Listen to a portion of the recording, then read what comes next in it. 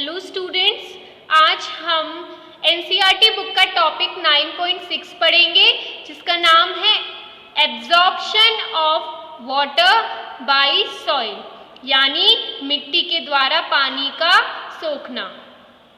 Do all the soils absorb water to the same extent? क्या सारी जो soils हैं वो सेम अमाउंट में वाटर को एब्जॉर्ब करती हैं?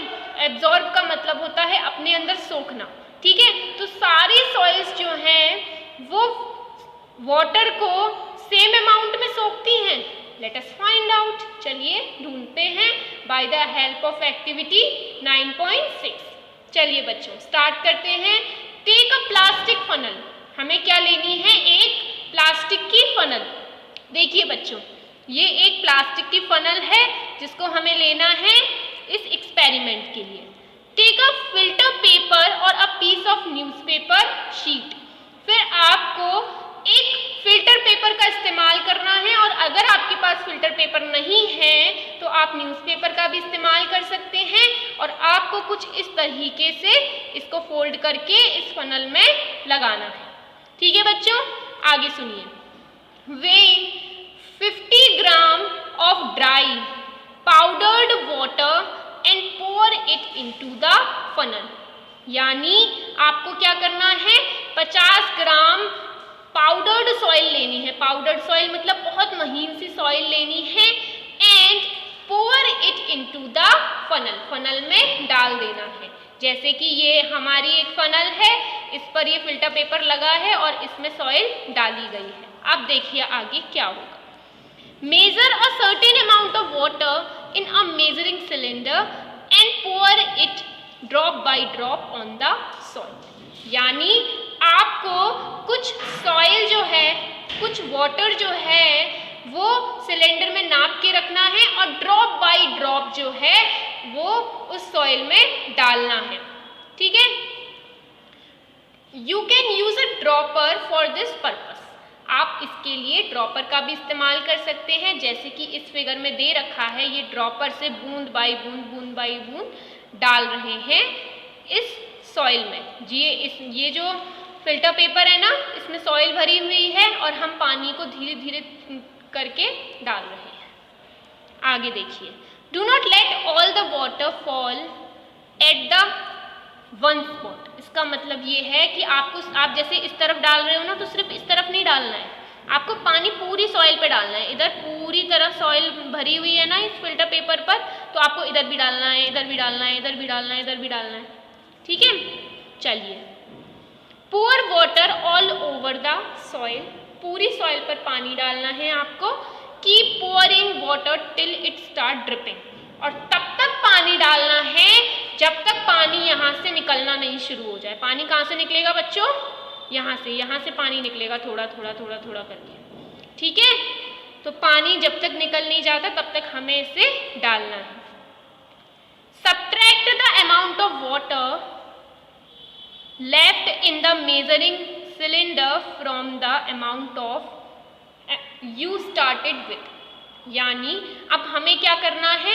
जो पानी लेफ्ट रह गया है, ठीक है, सिलेंडर में लेफ्ट रह गया, यानी जो पानी सिलेंडर में आया है ना, इसको सब्ट्रैक्ट करना है। किस में से सब्ट्रैक्ट करना है? इसको हमें किस में से सब्ट्रैक्ट करना है? जितना पानी हमने स्टार्टिंग में लिया था। हमने आपसे कहा था कुछ सिलेंडर में थोड़ा सा पानी मेजर करके रखिए, उसे ड्रॉप बाय ड्रॉप डालना है।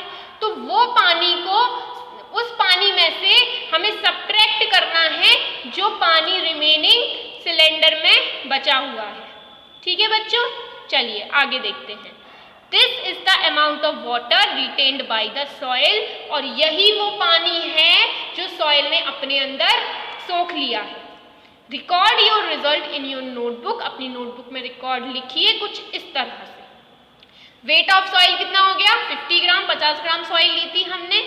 Initial volume of water in the measuring cylinder, यानी पहले जो हमने पानी लिया था वो कितना लिया था सिलेंडर में? UML। Final volume of water in the measuring cylinder. और फाइनली जो सिलेंडर में वॉल्यूम बचा है वो कितना बचा है? VML, ठीक है बच्चों, यहाँ 2 सिलेंडर हैं, एक सिलेंडर में से हम पानी डाल रहे हैं और दूसरा सिलेंडर ये है जिस पे फनल रखी हुई है। ठीक है, तो कंफ्यूज होने की नीड नहीं है। और इनिशियल वॉल्यूम उस सिलेंडर का होगा जिससे हम पानी ले रहे हैं और फाइनल वॉल्यूम इस सिलेंडर का होगा जिसमें पानी आ रहा है, जो कि VmL है। तो हम U में से V को घटा देंगे तो हमें पता चल जाएगा कि कितना पानी जो है वो मिट्टी ने अपने अंदर सोख लिया है। ठीक है बच्चों, जैसे आप एग्जाम्पल लीजिए, अगर हमने जो पानी लिया था ड्रॉपर की हेल्प से वो 10 ग्राम था, ठीक है, और जो सिलेंडर है उसमें पानी जो बचा है वो कितने ग्राम है, वो 5 ग्राम निकल कर आया। तो मिट्टी ने कितना एब्जॉर्ब किया, मिट्टी ने किया 5 ग्राम, 10 - 5। ठीक है बच्चों, समझ में आया आपको? ये पानी वो हो गया जो मिट्टी ने एब्जॉर्ब कर लिया। ठीक है, यहाँ 1 ml जो है उसको 1 ग्राम के ही इक्विवेलेंट माना गया है। चलिए आगे बढ़ते हैं।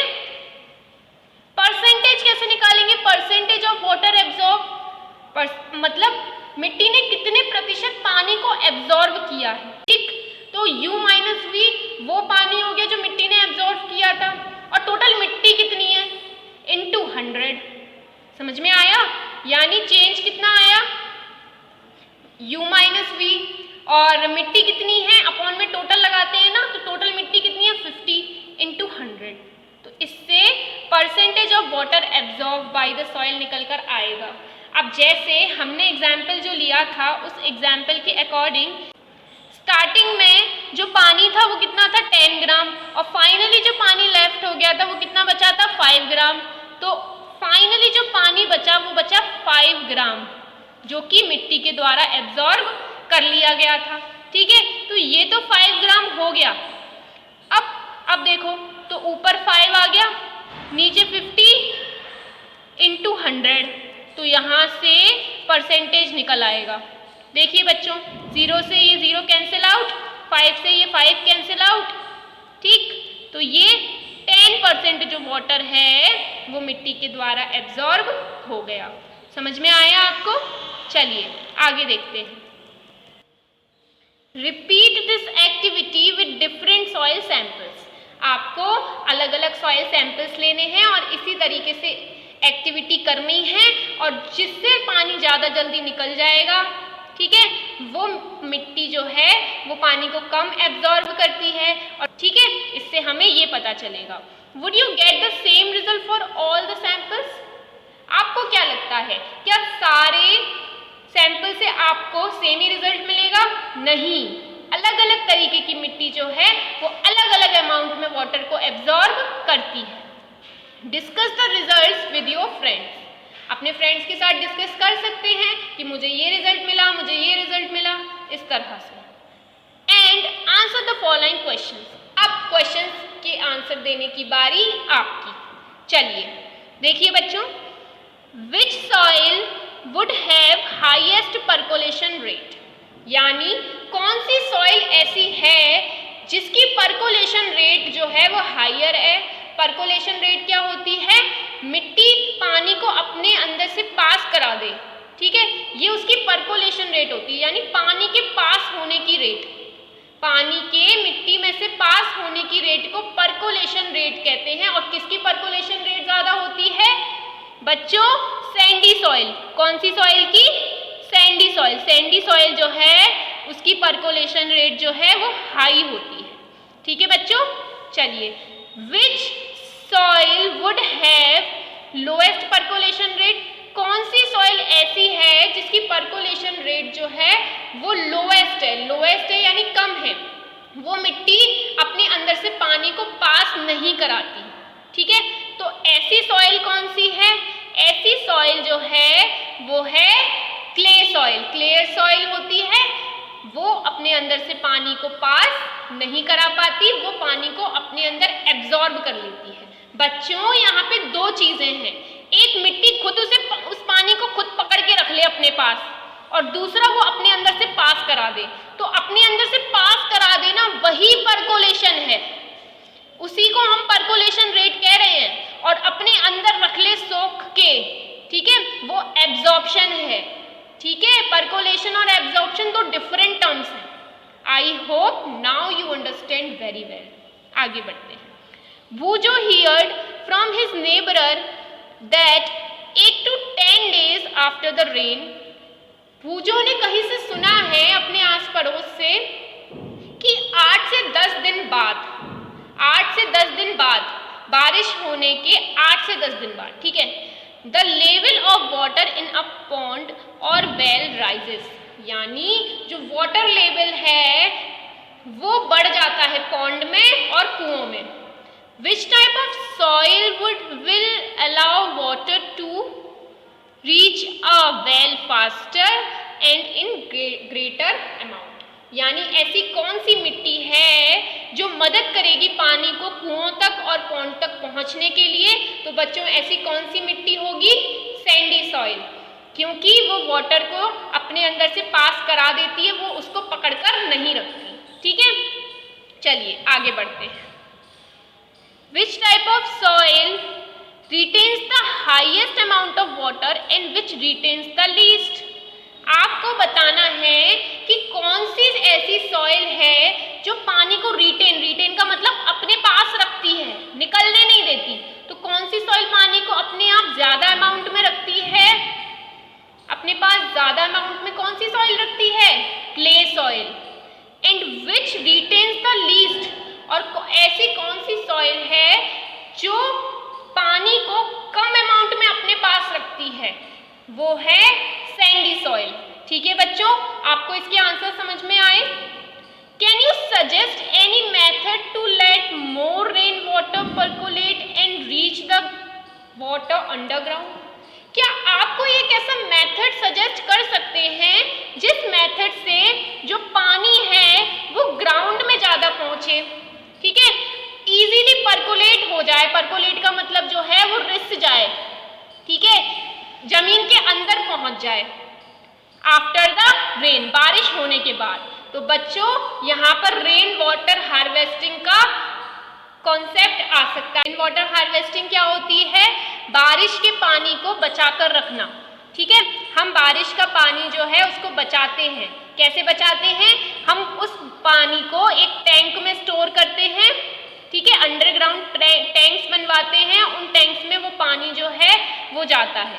और परकोलेट का मतलब क्या है? यहाँ पे पानी का मिट्टी में से निकल जाना, ठीक है।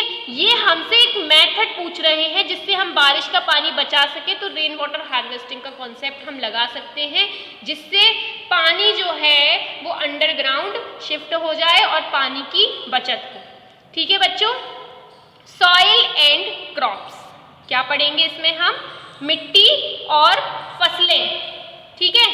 Different types of soils are found in different parts of India, यानी इंडिया में अलग अलग तरीके की मिट्टी पाई जाती है, अलग अलग क्षेत्र में अलग अलग तरीके की मिट्टी मिलती हैं। In some parts there is clay soil, कुछ जगह क्ले सॉइल है। In some parts there is loamy soil, कुछ जगह लोमी सॉइल है। Where in some other parts there is sandy soil, और कुछ अलग क्षेत्रों में सैंडी सॉइल है, ठीक। Soil is affected by wind, rainfall, temperature, light and humidity. जो सॉइल है वो प्रभावित होती है किसके द्वारा? विंड की वजह से, हवाएं होती हैं उनकी वजह से, बारिश की वजह से, गर्मी की वजह से, लाइट की वजह से और नमी की वजह से। These are some important climatic factors which affect the soil profile and bring change in the soil structure. यानी ये कुछ ऐसी क्लाइमेटिक फैक्टर हैं जो कि सॉइल पर असर डालते हैं, जिससे कि सॉइल का स्ट्रक्चर जो है, सॉइल की प्रोफाइल है, उस पर भी असर देखने को मिलता है, ठीक है बच्चों। चलिए आगे देखिए। Climatic factor as well as the components of soil determine the various types of vegetation and crops that might grown in any region. ये है, इसका मतलब ये है कि क्लाइमेटिक फैक्टर्स का मतलब ये हो गया कि टेम्परेचर कैसा है, वहाँ की ह्यूमिडिटी कैसी है, वहाँ विंड कैसी आती है, ये और साथ के साथ वो सॉइल किस तरह की है, ये दोनों मिलकर ये डिटरमाइन करते हैं कि उस पर्टिकुलर एरिया में किस तरीके का वेजिटेशन होगा और किस तरीके की क्रॉप ग्रो करेगी। ठीक है, clay and loamy soils are both suitable for growing cereals like wheat and gram। यानी क्ले और लोमी सॉइल्स, ये दोनों जो सॉइल्स हैं, ये दोनों सॉइल्स काफ़ी अच्छी हैं फॉर ग्रोइंग सीरियल्स। इससे हम सीरियल्स आसानी से उगा सकते हैं, जैसे कि वीट और gram. Such soils are good at retaining water. ये जो सॉइल होती हैं, ये पानी को अपने पास पकड़ कर रखती हैं और काफ़ी अच्छी हैं इनके कल्टीवेशन के लिए। फॉर पैडी, राइस के लिए, सॉइल्स रिच इन क्ले। ठीक है, ऐसी सॉइल जो कि चिकनी हो, ठीक है, यानी clay soil. And organic matter, कुछ ऑर्गेनिक मैटर की भी ज़रूरत पड़ती है। And having a good capacity to retain water are ideal. यानी ऐसी सॉइल्स जो पानी को अपने पास रखे, एब्जॉर्ब करके रखे, वो काफ़ी अच्छी हैं पैडी के कल्टीवेशन के लिए। फॉर लेंटिल्स, लेंटिल्स क्या होता है, मसूर, मसूर के लिए। एंड अदर पल्सेस, और कुछ अलग दालों के लिए, loamy soils which drain water easily. Loamy soil जो कि पानी को आसानी से निकाल दे आर रिक्वायर्ड, इसकी ज़रूरत होती है। फॉर कॉटन, अब कॉटन के बारे में बात करते हैं। कॉटन सैंडी लोम, सैंडी लोम हो या फिर लोम हो, विच ड्रेन वाटर इजीली, जो कि पानी को आसानी से निकाल दे, उसका इस्तेमाल करते हैं। हमने यहाँ पे 3 तरीके की क्रॉप्स देखी, एक तो पैडी वाली क्रॉप हो गई और दूसरी हमने देखी कुछ दालें वगैरह जैसे कि मसूर। ठीक है, और साथ ही हमने देखी यहाँ पे कॉटन। ठीक, एक केस स्टडी और है जिसको हम अभी पढ़ेंगे, कुछ और पहले इस टॉपिक को कंप्लीट करते हैं। And can hold plenty of air are more suitable. Cotton के बारे में ही बात कर रहे हैं, जो पानी को आसानी से निकाल दे और हवा को अपने पास पकड़ के रखे, वो ज़्यादा सूटेबल है for the cultivation of cotton. Crop such as wheat are grown in the fine clay soil. यानी जो क्रॉप्स हैं जैसे कि वीट, वो बहुत ज़्यादा फाइन क्ले सॉइल में आसानी से उगाई जाती हैं, because they are rich in humus. क्योंकि ये जो सॉइल है, क्ले सॉइल जो फाइन वाली होती है, उसमें ह्यूमस की अमाउंट ज़्यादा होती है और जो कि बहुत ज़्यादा फर्टाइल है। फाइंड फ्रॉम योर टीचर, आप टीचर्स की हेल्प ले सकते हैं, पेरेंट्स की हेल्प ले सकते हैं और किसानों की मदद ले सकते हैं, ये जानने के लिए कि आपके एरिया में किस तरीके की क्रॉप्स जो हैं वो उगाई जाती हैं, किस तरह की सॉइल जो है वो पाई जाती है। ठीक है बच्चों, तो आपके लिए एक होमवर्क है, आपको ये जानना है कि फिरोजाबाद में किसकी खेती होती है, कौन सी क्रॉप की खेती होती है और यहाँ पर कौन कौन सी सॉइल्स पाई जाती हैं। ठीक है बच्चों, that's your homework. Enter the data in the following table, आपको एक टेबल में भी फिल करना है। Which kind of soil would be most suitable for planting rice. Rice के लिए कौन सी सॉइल सूटेबल है? यस बच्चों, क्ले सॉइल। कौन सी सॉइल? Clay soil. अभी हमने पैडी के बारे में पढ़ा था ना, पैडी को ही हम राइस कहते हैं। ठीक है, सॉइल विद अ हायर और लो रेट ऑफ परकुलेशन, यानी ऐसी कौन सी सॉइल है जिसकी परकोलेशन रेट जो है वो हायर है और ऐसी कौन सी सॉइल है जिसकी परकोलेशन रेट जो है वो लोअर है। ठीक है, तो हायर वाली कौन सी होगी? जो पानी को ज़्यादा अमाउंट में अपने अंदर से निकाल दे, ठीक है, उसकी परकोलेशन रेट ज़्यादा, और पानी को अपने अंदर ज़्यादा रख ले, ऐसी सॉइल उसकी परकोलेशन रेट जो है वो कम होगी। तो सैंडी सॉइल जो है, सैंडी सॉइल उसकी परकोलेशन रेट जो है वो हायर होगी, और क्ले सॉइल जो है वो अपने अंदर रख लेती है ना पानी को, उसकी परकोलेशन रेट जो होगी वो लो होगी। ठीक है बच्चों, I hope now you understand very well. एक केस स्टडी पढ़ते हैं। ठीक है, John, Rashid and Radha went to Leeladhar Dada and संतोष मालविया, इनके घर पर गए हुए हैं। ये तीनों, जॉन, राशिद और राधा, ये तीनों हैं, ये तीनों लीलाधर दादा के घर पे गए हुए हैं और संतोष मालविया के ऑफ सुहागपुर इन मध्य प्रदेश। मध्य प्रदेश में सुहागपुर एक जगह है, वहाँ गए हैं। लीलाधर दादा was preparing the soil to make items like सुराही, मटकी, कल्ला etc. यानी जो लीलाधर दादा हैं वो कुछ आइटम्स बना रहे थे वहाँ पर, जैसे कि सुराही, मटकी, ठीक है।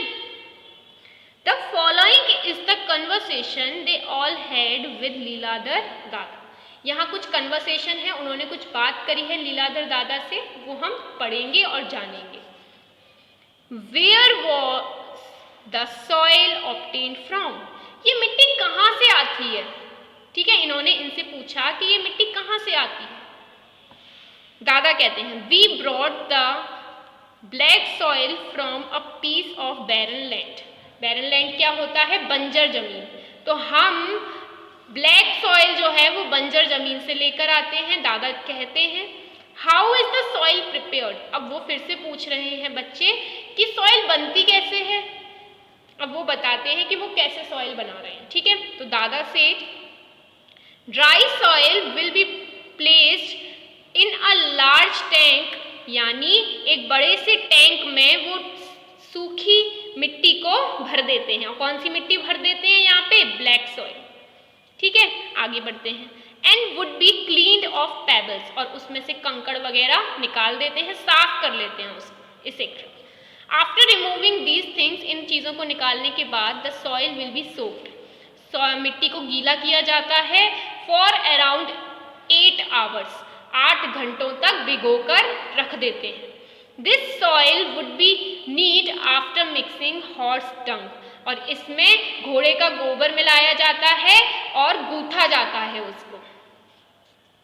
The neat soil would be placed on the wheel, उसे फिर व्हील पर रखा जाता है। व्हील किस तरीके के होते हैं बच्चों, इस तरीके के व्हील होते हैं, इस पर रखा जाता है। देखो ये मिट्टी रखी हुई है ना, और ये व्हील घूमता है गोल गोल, ठीक। अब क्या हो रहा है, the final shape is given with hand, और फाइनली ये लोग अपने हाथों से इसे शेप देते हैं। आप अपने फिगर में देख सकते हैं कि किस तरह से ये उसको शेप दे रहे हैं, ठीक। The items are coloured after 3 days of drying, 3 दिनों तक सुखाते हैं, उसके बाद कलरिंग करते हैं। All the items are baked at high temperature after drying in the air, हवा में 3 दिन सुखाने के बाद इन्हें हाई टेम्परेचर यानी बहुत ज़्यादा गर्मी पर बेक किया जाता है, पकाया जाता है मिट्टी को, ठीक है। Why is the horse dung mixed in soil, यानी घोड़े का गोबर को क्यों मिलाते हैं हम मिट्टी में, इसका पर्पस क्या होता है, ठीक है। ये उनसे सवाल पूछा गया। अब देखते हैं वो क्या जवाब देते हैं। Burned horse dung helps open up the pores in the soil, यानी जो मिट्टी है उसमें कुछ छोटे छोटे बहुत महीन से पोर्स होते हैं जो हमें आँखों से नहीं दिखते, ठीक है। इस तरीके के छोटे छोटे छेद हैं, उन्हें हम पोर्स कहते हैं, जो हमें आँखों से नहीं दिखते। तो वो है ये है डंग, हॉर्स डंग जो है वो उन पोर्स को खोलने में मदद करता है, so that water could percolate out of the matkas, जिससे थोड़ा थोड़ा बूंद बूंद पानी जो है वो मटके से बाहर आ जाए। इवेपोरेट्स, यानी धूप की वजह से वो पानी जो है वो इवेपोरेट हो जाए। इवेपोरेट का मतलब क्या है, वो लिक्विड से वेपर स्टेट में आ जाए। और इवेपोरेशन से क्या होता है बच्चों, कूलिंग, ठंडक हो जाती है। इसकी वजह से जो मटके का अंदर का पानी भी है वो भी ठंडा हो जाता है। तो समझ में आया आपको अब कि इसीलिए जो मटके बनाते समय हमें मिट्टी में जो कॉटन वाली सॉइल हमने प्रिपेयर करी ना, ब्लैक सॉइल जो हमने प्रिपेयर करी, उसमें हमने क्या डाला, हॉर्स डंग डाला, ठीक है। You know Suhagpuri surahis and matkas are famous in far off places like Jabalpur, Nagpur, ठीक है, प्रयागराज। इन जगहों पर इनकी जो मटकास हैं वो काफ़ी फेमस हैं। तो ये एक केस स्टडी हुई जो हमने पढ़ी, ठीक है बच्चों। चलिए इन द लास्ट हम पहेली की और एक और स्टोरी समझते हैं। देखिए, what is the difference between rate of percolation and the amount of water retained. इसको यही समझ में नहीं आ रहा है कि परकोलेशन और वाटर रिटेन्ड इन दोनों में डिफरेंस क्या होता है। परकोलेशन का मतलब होता है पानी को अपने अंदर से निकाल देना, ठीक है। तो जो मिट्टी है वो पानी को अपने अंदर से निकाल देती है, ये परकोलेशन होता है। और वाटर रिटेन्ड करना यानी पानी को अपने अंदर सोख लेना, ये जो है ये मिट्टी की वाटर रिटेनिंग होती है, ठीक है। Bhujo, you seem to have forgotten what you read earlier. Bhujo, तुम तो भूल ही गए हो तुमने क्या पढ़ा था, तुम फिर से पढ़ो और अच्छे से इसको समझो, ठीक है। अब हम पढ़ेंगे सॉइल इरोजन। सॉइल इरोजन क्या होती है? सॉइल इरोजन होता है बच्चों जो मिट्टी की सबसे उपजाऊ लेयर होती है, ऊपर वाली लेयर, उस लेयर का हट जाना, ये सॉइल इरोजन होता है। चलिए पढ़ते हैं इसको। The removal of land surface by water, यानी पानी के द्वारा, विंड के द्वारा या फिर बर्फ के द्वारा मिट्टी की लेयर का, जो लैंड है उसकी लेयर का रिमूव हो जाना, हट जाना, यही इरोजन होता है। क्या होता है? Erosion. Plant roots firmly bind the soil, जो प्लांट की जड़ें होती हैं वो मिट्टी को बांध कर रखती हैं। In the absence of plants, अगर प्लांट्स ही नहीं होंगे, सॉइल बिकम्स लूज, जो मिट्टी होगी वो ढीली हो जाएगी। So it can be moved by the wind and flowing water, और फिर मूव भी यानी खिसक जाएगी, अपनी जगह से हट जाएगी और हवा और पानी के द्वारा बह जाएगी, निकल जाएगी वो मिट्टी से।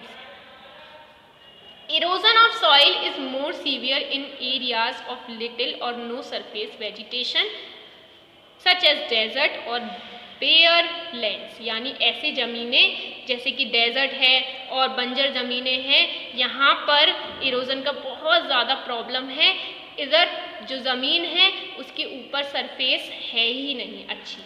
सरफेस होने का मतलब ये नहीं है कि लैंड नहीं है, ऐसी सरफेस नहीं है जिस पर हम वेजिटेशन कर सकें, ठीक है।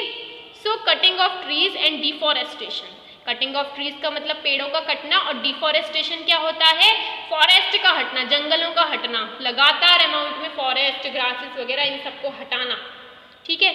शुड बी प्रिवेंटेड, हमें नहीं करना चाहिए, हमें पेड़ों को बचाना चाहिए और डिफॉरेस्टेशन से बचना चाहिए। And effort should be made to increase the green areas, और एफर्ट लगाने चाहिए, कोशिश करनी चाहिए कि ग्रीन एरियाज बढ़ें और ज़्यादा से ज़्यादा अमाउंट में प्लांट्स लगाएं, ठीक है बच्चों। This is the end of the chapter. चलिए अब मिलेंगे हम अपने नेक्स्ट चैप्टर के साथ, तब तक के लिए बाय बाय।